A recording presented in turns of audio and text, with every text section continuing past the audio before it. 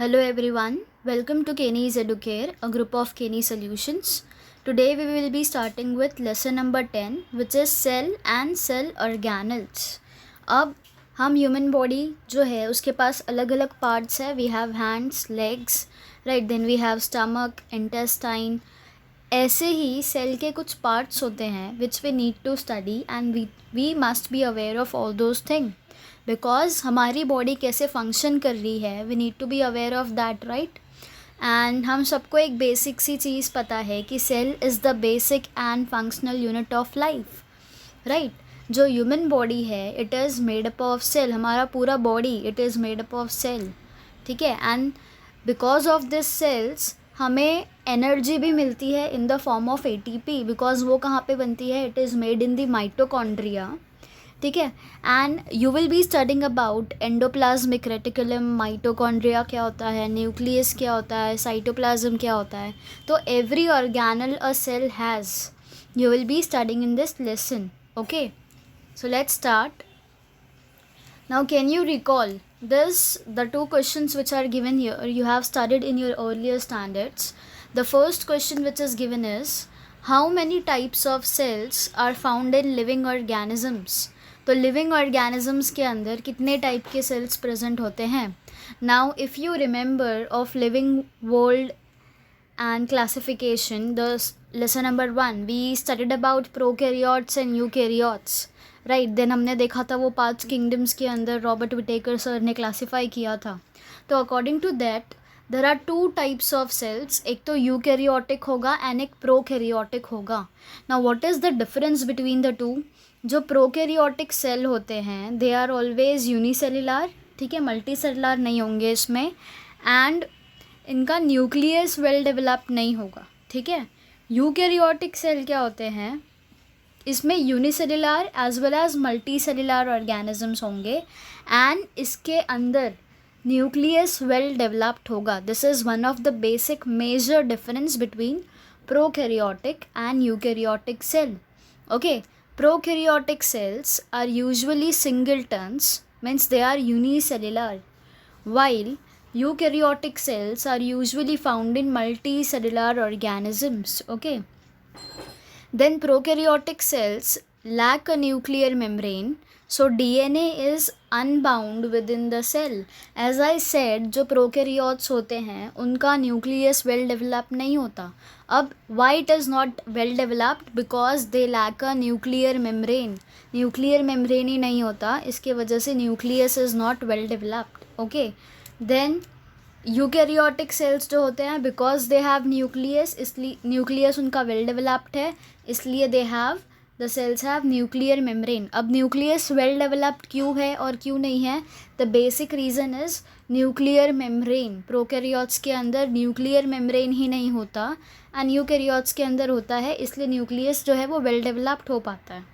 Okay, now which instrument had you use to observe cells? अब cells जो है वो बहुत ज़्यादा छोटे होते हैं, we can't even see them with our naked eyes, इसलिए हमें एक इंस्ट्रूमेंट यूज़ करना होता है टू ऑब्जर्व सेल्स. ओके, तो हम कौन सा इंस्ट्रूमेंट यूज़ करते हैं? वी यूज़ कंपाउंड माइक्रोस्कोप, ठीक है. माइक्रोस्कोप के अंदर अगर आप कोई भी छोटी चीज़ ऑब्जर्व करोगे, even the bacteria, fungi, virus, this all are also visible under microscope only. अगर वो आपके सराउंडिंग में प्रेजेंट होगा तो भी you will not come to know unless and until you observe it under a microscope.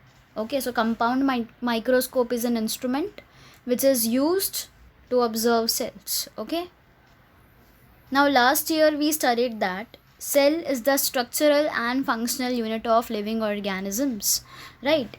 तो according to the functions, cells of different sizes and structures are found in different organs. तो अलग अलग organs के अंदर cell का जो function होगा वो डिफ़र करेगा. ऑब्वियसली बात है, our body is performing many different functions. Kidney का फंक्शन अलग है, स्टमक का फंक्शन अलग है, बट ऑलवेज रिमेंबर ये kidney, liver, all the organs which are present in human body they are coordinating. अगर किसी में भी अगर कोऑर्डिनेशन कम हो रहा है तो body will not function well. Okay, तो कोऑर्डिनेशन तो होता है बट हर एक सेल का काम अलग होता है. जैसे कि जो स्टमक के अंदर सेल्स होंगे उनका काम अलग होगा, पैनक्रियाज के अंदर होंगे, उनका काम अलग होगा, ठीक है। तो हमारे बॉडी के यहाँ पे जहाँ पे भी सेल प्रेजेंस है, सेल का प्रेजेंस है, उनका सबका फंक्शंस कैसा होगा, दे विल डिफ़र, ओके। उनका साइज़ एंड स्ट्रक्चर भी डिफ़र करेगा।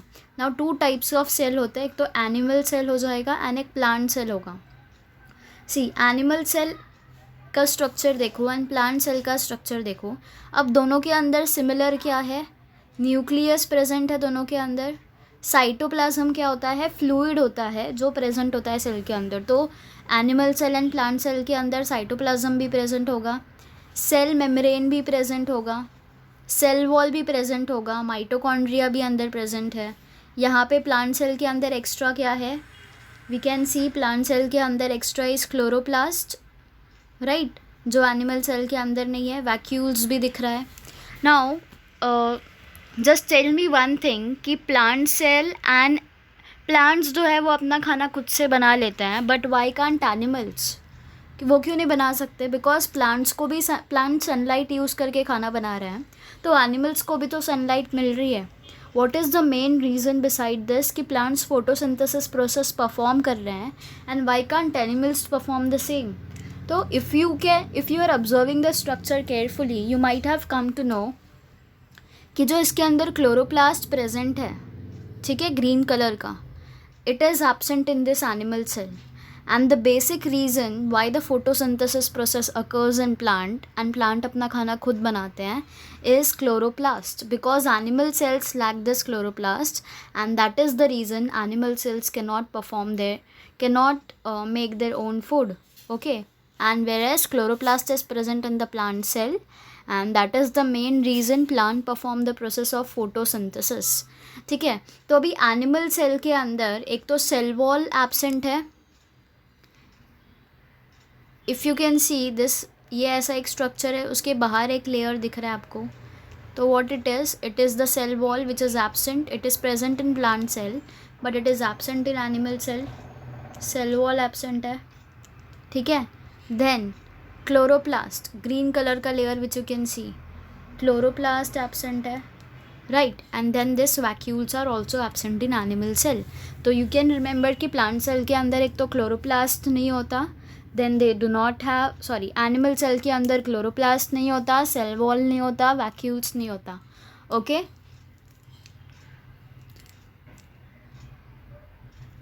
सी what are the components of a cell. अब सेल किससे बना हुआ है, जैसे हमारी ह्यूमन बॉडी है वो सेल से बनी हुई है, उसके अंदर फिर ऑर्गन्स प्रेजेंट है, राइट, वैसे ही सेल जो होता है, what are the components we will be studying about those, कि सेल किससे बना हुआ है।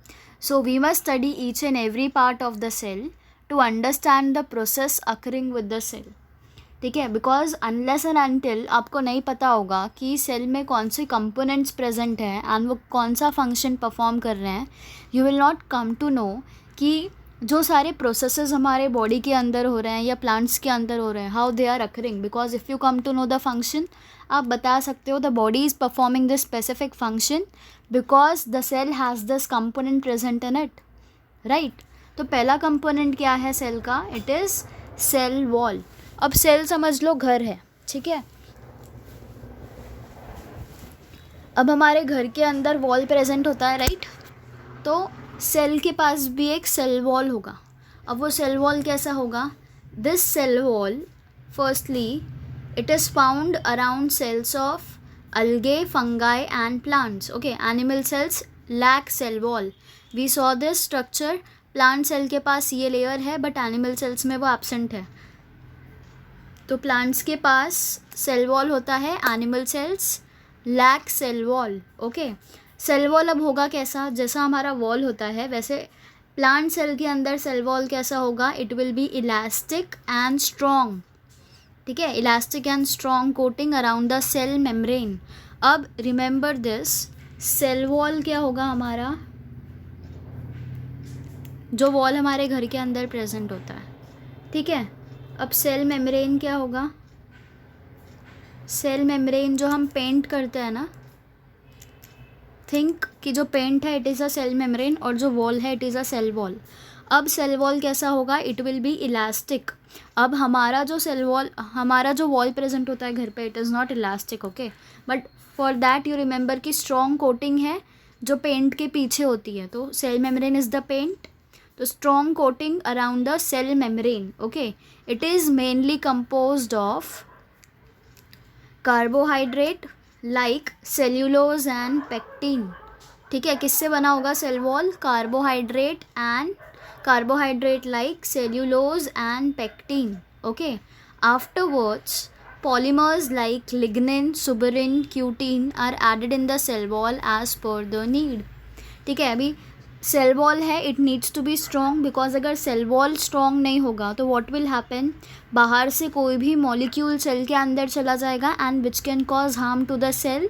एंड अगर सेल्स को हार्म होगा तो पूरी बॉडी या पूरा प्लांट विल सफ़र, राइट. इसलिए सेल वॉल को हमेशा स्ट्रॉन्ग होना चाहिए, राइट. हमारा जो घर का वॉल है इट इज़ ऑल्सो स्ट्रॉन्ग ताकि कोई उसको तोड़ ना पाए. वैसे ही सेल को स्ट्रॉन्ग करने के लिए it is composed of carbohydrate like cellulose and pectin. And cellulose और पेक्टिन से भी काम नहीं हुआ तो various polymers like lignin, suberin, cutin हम ऐड करेंगे सेल वॉल में when ever it is needed.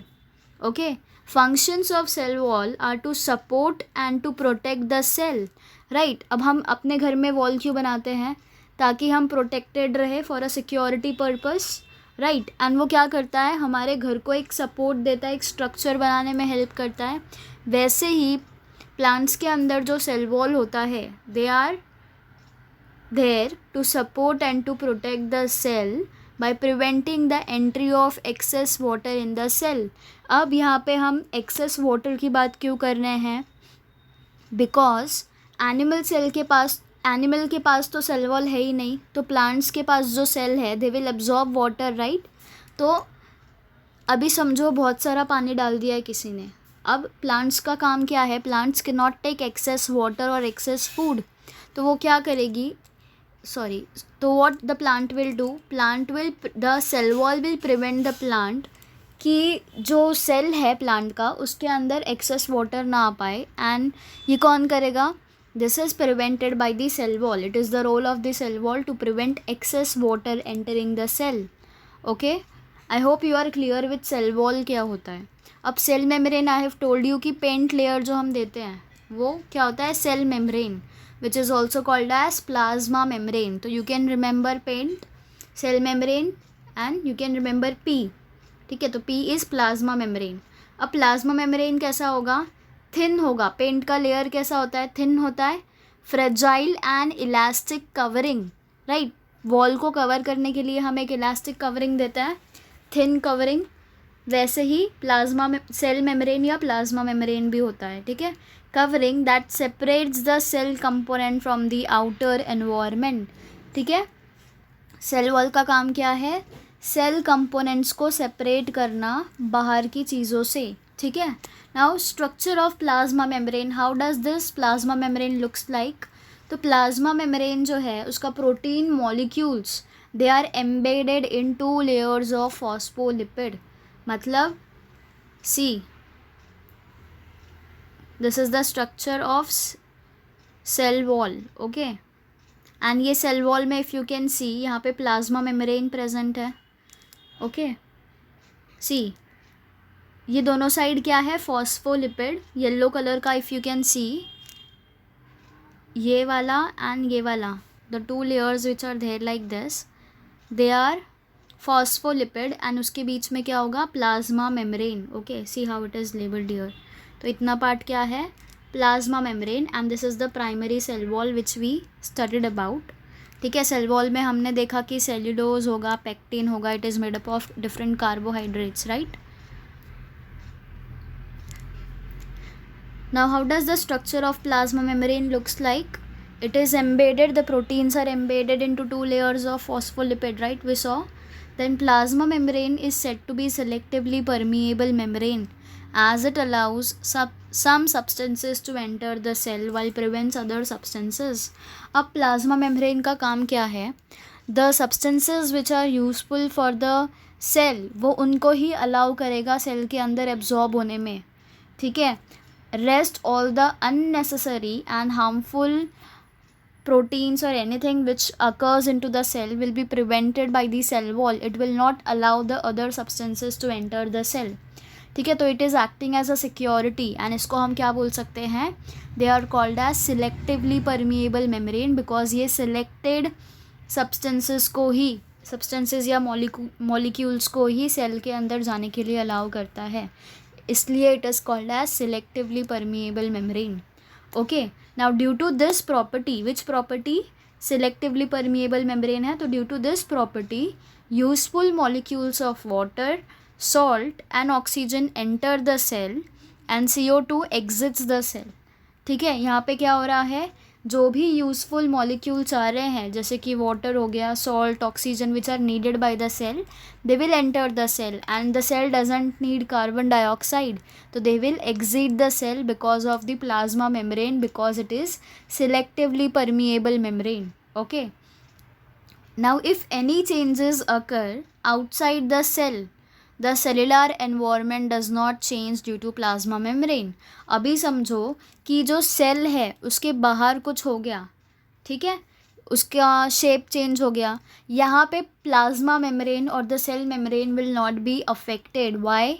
Because it is selectively permeable. उसको सिर्फ जो अपना मॉलिक्यूल्स चाहिए, वाटर चाहिए, सॉल्ट चाहिए, ऑक्सीजन चाहिए, इट विल टेक इन, बाहर से उसको कुछ मतलब नहीं है. ओके, सो प्लाज्मा मेम्ब्रेन पे कुछ भी अफेक्ट नहीं होगा if the environment outside the cell changes. Okay, this condition is called as homeostasis condition. ठीक है, because it is remaining at a static condition, it is not getting affected by any of the outside environment. Okay, I hope you are clear with plasma membrane. And remember, plasma membrane का जो protein है, they are embedded between the two phospholipid का layer. Okay, this is how it looks like. तो यहाँ पे primary cell wall है, plasma membrane and middle lamella.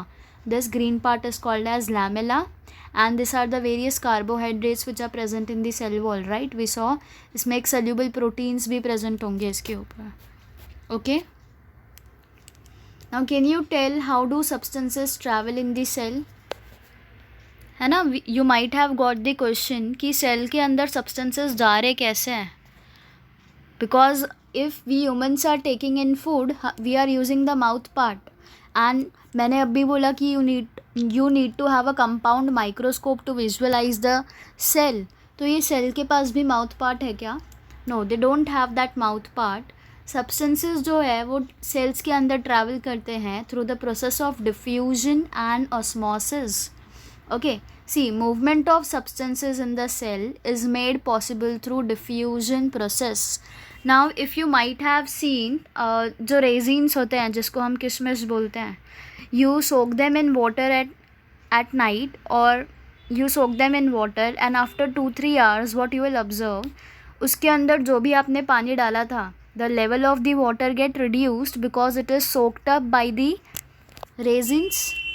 This is how the process of diffusion and osmosis work. Okay, see, diffusion enables the movement of substances such as water, carbon dioxide and oxygen within it. अभी अगर आपने देखा होगा, अगर आपने जब resins को डाला उसका साइज़ इतना है, ठीक है, now you have soaked them in water and even the pulses also. Okay, the same thing occurs with pulses. ये रेजिन है, आप ये साइज़ का था, and after soaking in water for 3 to 4 hours you will see the size will increase. Why? Because इसके अंदर water, carbon dioxide and oxygen enter किया है, because it is allowing the movement of water, carbon dioxide and oxygen within it. Okay, in and out of the cell, they are allowing them to enter also and they are allowing them to go out of the cell also. Okay, diffusion is the process through which substances move from a region of high concentration to a region of low concentration. Always remember कि diffusion process में क्या होता है, it occurs from high concentration to low concentration. It means if it is a beaker, you have kept this much of water. Diffusion process होने के बाद the concentration of the water will reduce because it has been soaked up by the substances. ठीक है, so this is an important point. Diffusion जो है वो कैसा होता है, from higher concentration to lower concentration. Okay, now what are the activities that consume cellular energy? Now we know कि every activity we perform will require some kind of energy or some amount of energy, because if we don't have energy, we will not be able to do any kind of work. Even moving will become hard. You can't even walk if you don't have the energy, right? तो आपको energy लग रही है तो don't you think कि cell को भी energy चाहिए if it is performing so much of the functions, right? तो उसको एनर्जी कैसे मिलती है? It is by endocytosis and exocytosis. Now this are not the processes through which they get energy. Activities, अब cellular energy कहाँ पे consume होगी, cell को अपनी एनर्जी कहाँ पे डालनी पड़ेगी? If they perform activities like endocytosis and exocytosis, they will have to give them energy for this process. Okay, like we humans, for going somewhere or for doing some work, what we put in, हम अपना efforts डालते हैं, we give out energy, right? वैसे ही cells जब endocytosis and exocytosis process करेंगे, they will have to lose some energy. Okay, means they will consume cellular energy. Whatever the energy they have stored in the cell will get consumed. Okay, अब endocytosis process होता क्या है? To gulp or engulf food and other substances from outer environment. ठीक है.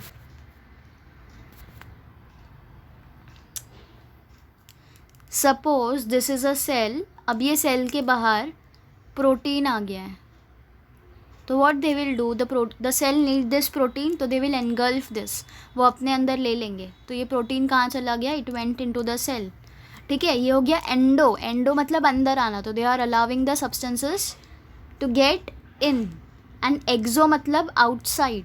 अब exocytosis मतलब अब ये सेल है, it doesn't require some substances, तो what it will do, it will excrete the waste material out of the cell. Endo मतलब in and exo मतलब out. Remember this two things. ठीक है, एंडोसाइटोसिस मतलब सेल के अंदर and exocytosis मतलब cell के बाहर. Okay, I hope you are clear with both the terms, endocytosis and exocytosis. Now see how the plasma membrane का structure looks like. We studied about plasma membrane here, right? See how plasma membrane looks like. उसके ऊपर एक protein molecule present होगा, protein channel है, lipid bilayer. This is how it looks like inside the cell. ठीक है, इसके ऊपर एक कार्बोहाइड्रेट का चेन भी प्रेजेंट होगा. And as I told you कि ये एम्बेडेड होगा दो फॉस्फोलिपिड के नीचे, राइट? तो see, this is the upper part of phospholipid, this is the lower part. इसके बीच में सारे protein. This is how the protein molecules is embedded. See, यहाँ पे ये प्रोटीन मॉलिक्यूल इसके अंदर जा रहा है ना, तो एम्बेडेड मतलब अंदर होना. Okay, see how it looks like. ये सेल का बाहर पार्ट है and this is inside of the cell, and protein molecule ऐसे एम्बेडेड होगा. This is how. If you can embedded word you can also use if you get a pimple on your face, it is embedded on your facial skin, right? तो वैसे ही protein molecule जो है cell के अंदर embedded होते हैं. Okay, now see how does osmosis occurs in plant cell. See, low water concentration outside the cell, equal water concentration inside the cell, inside and out, and high water concentration outside the cell. अब यहाँ पे आपने notice किया होगा, तो there are 3 conditions which are given: low water, equal water and high water. And एक चीज़ दी है outside the cell, inside and out, and outside the cell. ठीक है, सी यहाँ पे बोला है पानी कम है, तो ये पानी कहाँ जा रहा है? बाहर. यहाँ पे बोला है इक्वल वाटर है, तो जितना पानी अंदर आ रहा है उतना ही इट विल गो आउट, तो इक्वल कॉन्सेंट्रेशन हो गया. In and inside and out मतलब समझो 1 ml ऑफ H2O सेल के अंदर जा रहा है, तो 1 ml ऑफ H2O बाहर भी आ जाएगा, तो दे बिकम इक्वल.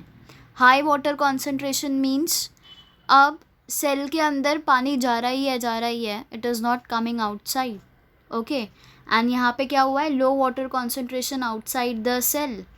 सेल के बाहर जो है वो लो वाटर कॉन्सेंट्रेशन है, तो the cell is sending them water outside them. Okay, see H2O बाहर जा रहा है, यहाँ पे इक्वल कंडीशन में अंदर भी आ रहा है बाहर भी जा रहा है, एंड हाई वाटर है तो बाहर से अंदर जा रहा है. ओके, प्लाज्मोलाइज्ड कंडीशन किसको बोलेंगे, low water concentration outside the cell. Flaccid किसको बोलेंगे, equal water concentration inside and out. And turgid किसको बोलेंगे, बाहर से high water concentration outside the cell. ठीक है, concentrated solution outside. Why, because cell के बाहर वाटर की कमी है, इसलिए the cell is sending out water. इसको हम क्या बोलते हैं, concentrated solution is send outside. Okay, then flaccid क्या होता है, यहाँ पे इक्वल वाटर कॉन्सेंट्रेशन आता है इनसाइड एंड आउट, तो equal solute concentration inside and out. आपको यहाँ पे बिकॉज बाहर आउटसाइड द सेल वाटर की कमी नहीं है, इसलिए do not have to send extra water. ठीक है, यहाँ पे कमी थी इसलिए the cell is sending them water. यहाँ पे आउटसाइड द सेल बहुत ज़्यादा पानी है तो it will come inside the cell. ठीक है, this is how osmosis process occurs. अब एनिमल सेल्स में 3 टाइप के ऑस्मोसिस होते हैं, एक तो हाइपरटोनिक, एक आइसोटोनिक एंड एक hypotonic. Hypertonic as in sense outside the cell. ठीक है, ये ऑस्मोसिस एनिमल सेल्स में ब्लड के साथ होता है. तो ब्लड जब बाहर जाता है, H2O लिखा हुआ है यहाँ पे, राइट, H2O जब बाहर जाएगा ऑफ द ब्लड सेल तो you can say it is hypertonic. Hyper मतलब ज़्यादा, आइसोटोनिक मतलब इक्वल. सल्यूट एंड सॉल्वेंट का कॉन्सेंट्रेशन जब इक्वल होता है we call that as isotonic solution. ठीक है, H2O जितना अंदर गया उतना बाहर भी आ रहा है. And then hypotonic, it means बाहर जो है उसका कॉन्सेंट्रेशन ज़्यादा है, इसलिए it is entering the cell, it is called as hypotonic. ठीक है, now we saw the process that consume cellular energy, right. तो पहला प्रोसेस क्या था, डिफ्यूजन देखा हमने, एंट्री और exit of small molecules like O2 and CO2. ठीक है, O2 मतलब oxygen and CO2 is carbon dioxide, तो वो अंदर सेल के अंदर भी आता रहेगा and it will exit the cell also, तो इसको ही हम क्या बोलेंगे, डिफ्यूजन प्रोसेस.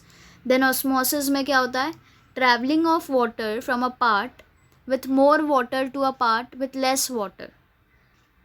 हमने क्या देखा, वाटर ट्रैवल कर रहा है from more water to less water.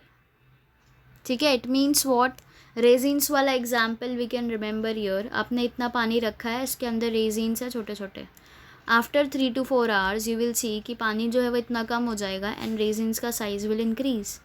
इसको ही हम क्या बोलते हैं, ऑस्मोसिस प्रोसेस. ठीक है, it is a selectively permeable membrane is osmosis. Selectively permeable मतलब it will not allow every molecule and substances to enter the cell. जो भी चीज़ है या जो भी मॉलिक्यूल सेल को नीड होगी वो उनको ही अंदर आने देगा अपने अंदर. ठीक है, it is a physical process with 3 possibilities. अब ऑस्मोसिस के अंदर 3 चीज़ें हो सकती है, we saw the image, right. Isotonic, hypotonic and hypertonic. Isotonic में क्या होगा, medium outside and inside the cell has same proportion of water, water doesn't go in और आउट. तो आइसोटोनिक सिचुएशन एक ऐसा कंडीशन होगा जहाँ पे वाटर का जो कॉन्सेंट्रेशन है सेल के अंदर और सेल के बाहर वो दोनों सेम होगा, इसलिए वाटर को ना बाहर आने की ज़रूरत है ना सेल के अंदर जाने की ज़रूरत है. ऐसे सोल्यूशन को हम क्या बोलते हैं, आइसोटोनिक सोल्यूशन.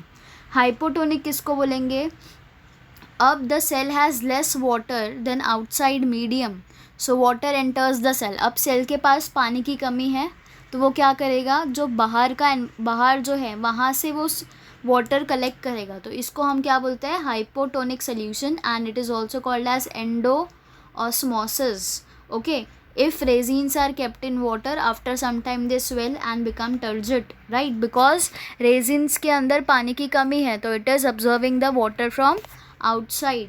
इसको बोलेंगे हम लोग हाइपोटोनिक सोल्यूशन. देन हाइपरटोनिक में क्या होता है, the cell has more water than the outside medium, so water comes out of the cell. अब सेल के पास ज़्यादा वाटर प्रेजेंट है सेल, ठीक है, तो वो क्या करेगा, it will send outside. Okay, तो समझो यहाँ पे अगर वाटर का कॉन्सेंट्रेशन इक्वल है, उसको बाहर जाने की भी ज़रूरत नहीं है, सेल के उसको जितना नीड है उतना है, तो it is called as isotonic solution.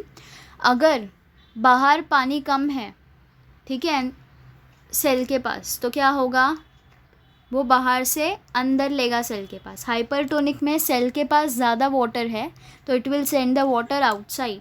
Okay, example, if fruit pieces are kept in thick saturated sugar solution, the water from fruit pieces enter the sugar solution. Right, अगर आपने फ्रूट्स को कट किया and अगर आप उसको sugar solution में डाल रहे हो, शुगर रखना, उसमें थोड़ा वाटर मिक्स करना and add that fruits to them, what will happen, जो भी वाटर है फ्रूट पीसीस के अंदर, they will enter the sugar solution. ठीक है, आपने देखा होगा कि जब आप फ्रूट कट करते हो उसमें से भी कुछ वाटर निकलता है, तो it will get mixed with the sugar solution, so the fruit pieces shrink after a while. If, ठीक है, अभी समझो it is a piece of apple, आपने इसको शुगर सोल्यूशन में डाला था, शुगर सोल्यूशन से निकालने के बाद इफ़ विल सी कि जो है इसका साइज़ जो है इट विल श्रिंक, छोटा हो जाएगा। ओके, बिकॉज जो भी वाटर कंटेंट था फ्रूट के अंदर, it is mixed with the sugar solution. Okay, if plant cell और animal cell is kept in hypertonic solution, hypertonic मतलब क्या, सेल के पास बहुत ज़्यादा पानी है, इट विल सेंड आउटसाइड। ठीक है, तो अगर हमने हाइपरटोनिक सोल्यूशन के अंदर प्लांट या एनिमल सेल को रख दिया, तो what will happen, water comes out of the cell by the process of exosmosis and there is contraction of the cytoplasm. ठीक है, साइटोप्लाज्म जो है वो हमारा कॉन्ट्रैक्ट कर जाएगा, इस प्रोसेस को we call them as plasmolysis process. ठीक है, now can you recall, have you seen the fully turgid rectangular cells of onion peelings? जो ऑनियन का छिलका होता है, this is how it looks like under a microscope and this is the epidermal cells of onion peel. Okay, see उसके अंदर भी cell है ना, इट इज़ अ सेल, उसके अंदर भी cell wall, cell membrane, cytoplasm and nucleus present है। ठीक है, ऑनियन पील के सेल के अंदर what is present, cell wall, nucleus, cytoplasm, vacuole. Okay, see cell wall in the cells of onion peel exert a counter wall pressure when the cells become fully turgid। ठीक है, यहाँ पे कौन सा pressure आएगा, counter wall pressure, मतलब उसके walls पे प्रेशर आएगा and the cell will become turgid, turgid मतलब it will become hard. Okay, this stops further entry of the water into the cell and thus the cells do not burst. ठीक है, अब because it is becoming turgid, अंदर जो है it will stop the water to enter the cell and because of which cell जो है वो burst नहीं करेगा।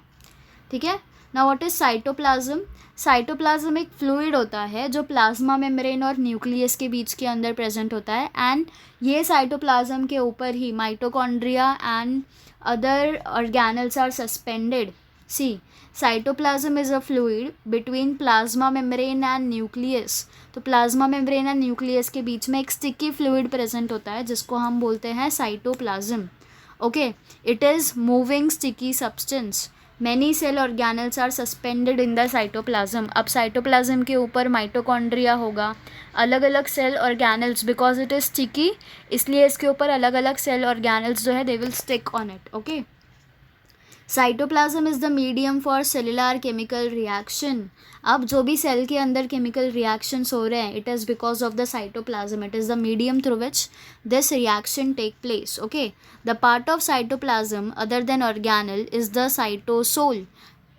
इफ़ सपोज अभी साइटोप्लाज्म प्रेजेंट है एंड उसके ऊपर ऑर्गेनल्स प्रेजेंट है, तो वो साइटोप्लाज्म बोलेंगे, but the fluid between the plasma membrane and nucleus, जहाँ पे ऑर्गेनल प्रेजेंट नहीं है, सिर्फ फ्लूइड प्रेजेंट है, उसको हम क्या बोलते हैं, साइटोसोल। ठीक है, तो don't get confuse between cytoplasm and cytosol. Cytoplasm के ऊपर अलग अलग ऑर्गेनल्स प्रेजेंट होंगे सेल्स के, बट साइटोसोल जो है it will be a sticky fluid which will be present between plasma membrane and nucleus. Okay, now cytosol stores vital substances like amino acid, glucose, vitamins. So all these vital substances are needed by the cells to perform various functions. तो ये किसके पास present है, these are present the cytosol. Okay, in animal cells Cytoplasm is more granular and dense, while in plant cell it is thin and mostly posed to periphery due to a larger central vacuole. अब अगर आपने plant cell और animal cell का diagram देखा था तो animal cell के पास vacuole नहीं था, बट प्लांट सेल के पास वैक्यूल था, जिसके वजह से इसका जो साइटोप्लाज्म होता है it is thin. Okay, and जो एनिमल का होता है इट इज़ डेंस. ठीक है, I hope you are clear with cell wall, cell membrane and cytoplasm. Now all the cell organelles like nucleus and all we will be studying in the next lecture. I hope you are clear with this three processes, this three. Okay, cell wall, plasma membrane and cell cytoplasm. Okay, now I want you to draw the structure of the cell, both animal cell and plant cell, and also to know the differentiation between both the cells. अब plant cell के पास cell wall, chloroplast and vacuole extra present है, and these are the common organelles which are present in the cell. Okay, so remember this. I hope you are clear with all the concepts covered today. So for today, thank you everyone.